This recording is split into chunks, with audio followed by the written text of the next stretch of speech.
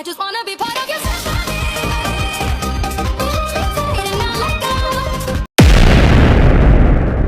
Hola a todos, bienvenidos a Chisme Histórico.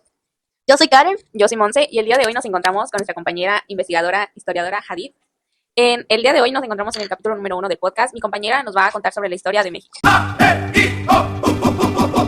Claro que sí, vamos a hablar acerca de la historia de México desde la Nueva España hasta el fin del Segundo Imperio. Va a estar interesante, así que no te lo pierdas. Y para comenzar, ¿podrías contarnos más sobre en qué consistía el virreinato o la Nueva España? La Nueva España consistía en una serie de jerarquías raciales. Ahí estaba estructurado por los peninsulares que se encontraban en la cima. Digamos que ahí administraban todo lo que viene siendo el dinero, la política. Ellos eran personas españolas nacidos en España que ejercían su labor aquí en la Nueva España, en México. De allí estaban los criollos, que eran españoles pero nacidos aquí en España o México en ese tiempo. Pues básicamente pues ellos eran mucho más bajos, ganaban muy poco y pues hacían básicamente digamos lo mismo. Y por último era la comunidad indígena, que era mucho peor, donde ellos eran muy sobreexplotados laboralmente con trabajo forzoso y en las minas. Yo te tengo una pregunta. La verdad sí, pero yo te tengo una pregunta. ¿Y qué pasó para llegar al virreinato? Básicamente trata de que llega Cristóbal Colón y descubre un nuevo continente. Como ya sabrán, llega, se equivoca porque se iba a ir a Asia y se visitó toda esta África, llegó al Mar Caribe y encontró a las personas y dijo, no, pues estos son indios. Entonces los llamó indios a nosotros, regresó a España y del 1500 llega Hernán Cortés, donde este llega y invade al Imperio Mexica, donde se da la caída de Tenochtitlán encabezado por Moctezuma II. We glows with chains our hearts in vain. Y así, pues, es que se da la conquista, lo que viene siendo la Nueva España. ¿Cómo es que se dio la independencia de México? Exacto, buena pregunta. ¿Cómo se dio la independencia de México? Pues básicamente pues hay causas internas y externas que se dieron para ese suceso. Se trata de que se implementaron reformas borbónicas que consistía en como que actualizar y modernizar la economía, pero aumentaron los impuestos y obviamente pues los criollos y las personas indígenas no estaban de acuerdo, ¿verdad? Porque tenían que pagar y ni dinero había, ¿sabes? Y de allí estaba pues la jerarquía racial que había de los criollos y los peninsulares. Eso fue la principal motivación más que nada. Y la comunidad indígena que ya estaba harto, querían ser libres. Pero igual habían causas externas como por ejemplo la Revolución Francesa. La independencia de las 13 colonias fueron como motivación para México para independizarse. Y se dio la invasión napoleónica a España. A España fue como que debilitó a España y eso ocurrió en 1808. Llegó en 1810 y se dio la independencia de México encabezado por Miguel Hidalgo y Costilla. Ustedes también son mexicanos, cabrones, y tienen hijos. Pero ¿saben qué más? Que se dio, ganaron y se dio el primer imperio, donde surge Agustín de Iturbide, pero no dura mucho su gobierno y de allí se da, digamos que liberales contra conservadores. Wow. ¿Y podrías contarnos entonces en qué consiste el centralismo? El liberalismo o el federalismo y el centralismo es básicamente lo que dije, la idea de liberales y conservadores, donde se peleaban por sus ideologías. Como dije, Agustín de Iturbide no duró su imperio y no sabían qué tipo de gobierno implementar, entonces se peleaban. El federalismo consistía en descentralizar el poder, mientras que el centralismo era centrar el poder en uno solo, como una monarquía. Eso defendían los conservadores. De allí se dio la guerra de reforma, que era básicamente pues porque pues estas ideas no combinaban y pues se peleaban, ¿verdad? Pero, ¿qué pasa? Que antes de eso, Estados Unidos vio la debilidad en México. ¿Y qué creen? Que los invaden y pierden la mitad del territorio de mexicano. Eso que viene siendo ahorita Texas, Arizona, todo eso pertenecía a México. Pero bueno, ya pasó, ¿no? De allí la guerra de reforma, que duró también 5 años. Y al final ganaron los liberales y Benito Juárez fue quien ocupó el lugar. Oye, y hablando de la guerra de reforma, ¿cuáles eran estas leyes de reforma? Las 7 leyes eran la ley Juárez, la ley Iglesias, la ley de bienes eclesiásticos.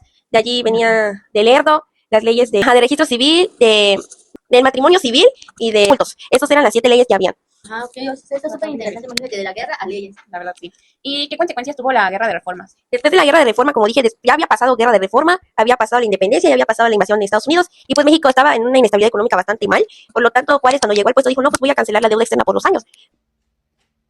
Oh my God, what is that? Pero las 3 potencias europeas a quienes le debía, que era Francia, Inglaterra y España, no lo tomaron bien e intervinieron en México. Pero solamente 2 potencias, que fueron Inglaterra y España, con los tratados de soledad dijeron, no, pues vámonos, porque igual Francia tiene como que quiere intervenir en México para frenar la influencia de Estados Unidos. Entonces se van y Francia interviene. En 5 de mayo de 1862 se da un acontecimiento muy grande, la batalla de Puebla, donde terminan ganando los mexicanos gracias también al apoyo del pueblo indígena. Pero se retira Francia, pero vuelve en el 10 de julio de 1863, donde ellos ganan porque venían más preparados.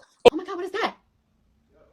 Oh my God. Entonces se crea el Segundo Imperio, que estaba encabezado por Napoleón III, pero le dio el trono al austriaco Maximiliano de Habsburgo, que se queda en el castillo de Chapultepec. De allí, los conservadores dijeron, no, pues tenemos oportunidad de tener nuestra monarquía y todo, pero al final este archiduque tenía ideas liberales. Todo comienza a cambiar a partir del año 1866, donde de hecho Estados Unidos invade Francia y pues Napoleón III, como era un general, tenía que irse para allá. Entonces dejó sin tropas y solito al archiduque y pues él se quedó solito.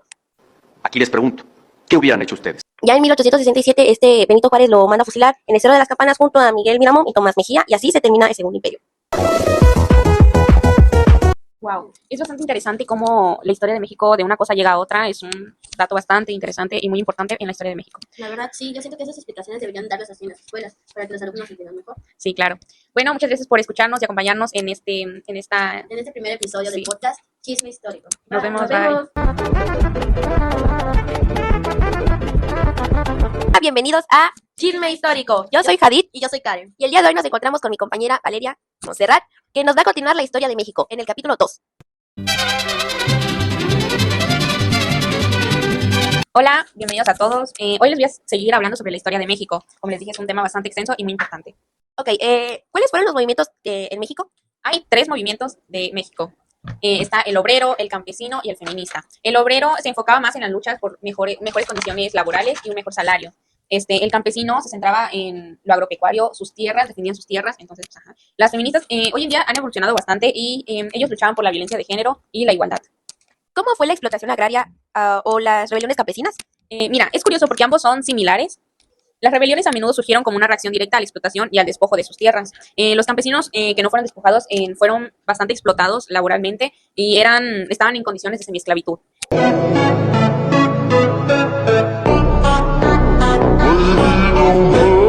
Y esto ocurrió durante el Porfiriato, en que se le facilitó la entrada a capitales extranjeros, causando el despojo de los campesinos de sus tierras, y pues esto la verdad les afectó bastante. Entonces, ¿esto quiere decir que había mucha represión estatal? Muy buena tu pregunta. De hecho, sí, gracias a todo esto de las huelgas, como los campesinos, los obreros y los indígenas estaban muy en contra de esto, se sentían muy excluidos, muy que no les parecía, empezaron a hacer huelgas y esto trajo la represión estatal.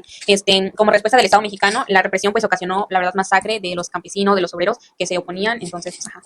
También tengo entendido que durante ese tiempo hubo un impacto político. Mira, sí, de hecho fue un impacto político bastante grande en México, ya que en el siglo XIX el acceso al voto en México estuvo restringido a los obreros, a los campesinos y a los indígenas, y solo tenían acceso a él los grupos más privilegiados, que eran los que tenían más poder políticamente.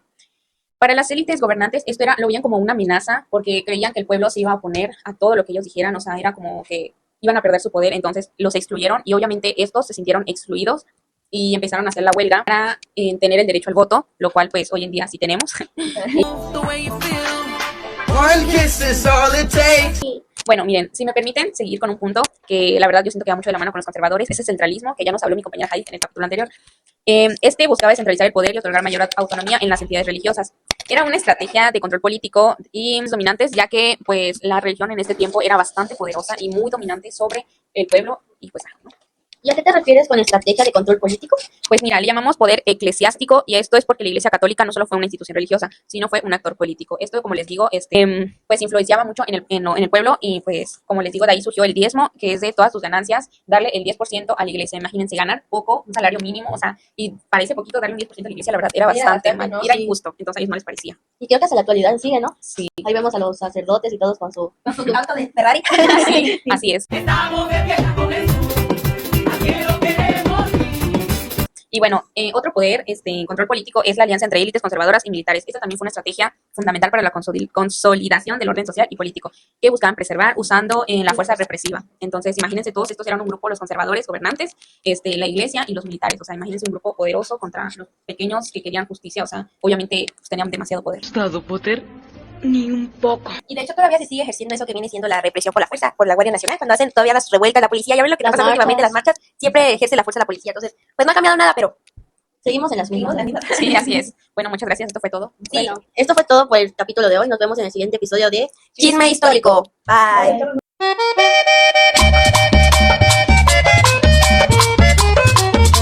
Hola a todos, bienvenidos a Chisme Histórico. ¡Hemos vuelto! El día de hoy nos encontramos en un nuevo episodio de este podcast, donde mi compañera Karen nos va a contar más sobre la historia de México. 2, 3, 4. Exacto, en este capítulo vamos a hablar acerca de la desamortización de bienes comunales, liberalismo y un poco sobre el porfiriato. Para empezar, Karen, ¿qué fue la desamortización de bienes comunales? Bueno, la desamortización fue una de las políticas más agresivas de expropiación y desalojo de los indígenas de sus pueblos y fue impulsado por el Estado liberal en el siglo XIX.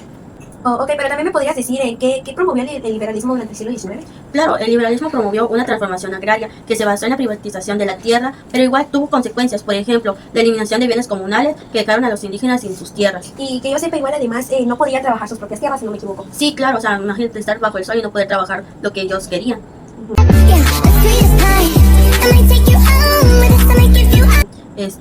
También tenemos, por ejemplo, te quiero decir lo que decían los eurocéntricos sobre ellos. Imagínate, les decían primitivos y que eran unos mensos, o sea, básicamente así les decían, así los llamaban. Wow, entonces pues en realidad nosotros nunca vamos a entender por completo lo que sufrieron, ¿verdad? Claro, o sea, imagínate, nosotros no nos tocó vivir eso, pero no sé ustedes qué opinan de este tema. Pues está está... bastante interesante, la verdad. Sí, o sea, también les quería hablar un poco del porfiriato. Esto se consolidó como una política de transformación, un periodo de transformación, perdón, como de económica y régimen porfirista. También durante el porfiriato se hizo una combinación de sustento de poder y control militar, de manipulación y persecución, perdón. Ese fue donde Porfirio Díaz se reelegía varias veces, ¿no? Exactamente. Y modernizó también lo que viene siendo los ferrocarriles, el telégrafo. México pues como que se unió a la comercialización, ¿no? Pero tuvo consecuencias como El control militar, o sea, eran controlados, digamos que por pelito por pelito.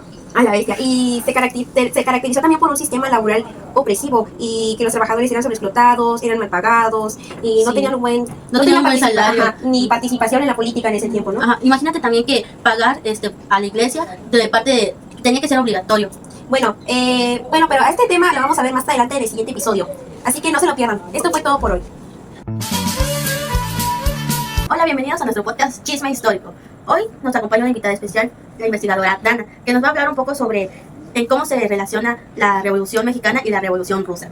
¿Nos puedes comentar un poco sobre este tema? Bueno, más que nada, estos buscaban transformar el país, luchar por la desigualdad y cambiar el sistema de justicia, pero es donde aconteció la Primera Guerra Mundial, donde principalmente, afectó a varias naciones, pero en este caso principalmente afectó a México. ¿Por qué? Porque su economía y el comercio disminuyó, al igual que los productos cesaron y por ende hubo inflación. Aunque ahorita les voy a hablar un poco más durante lo que sucedió en la Revolución Mexicana. En la Revolución Mexicana surgieron fuertes conflictos por las propiedades de tierras, porque durante el tiempo en el que gobernó Porfirio Díaz, muchas tierras fueron arrebatadas a las comunidades campesinas y entregadas a los hacendados y empresas para recuperar esas tierras. Al mismo tiempo, los trabajadores comenzaron a organizarse para exigir mejores condiciones laborales, ya que en el tiempo, en este caso se llama durante el porfiriato, había jornadas laborales extensas, pero algo que hacía mal durante esa época es que que tenían salarios mínimos o salarios mal pagados. I just wanna be part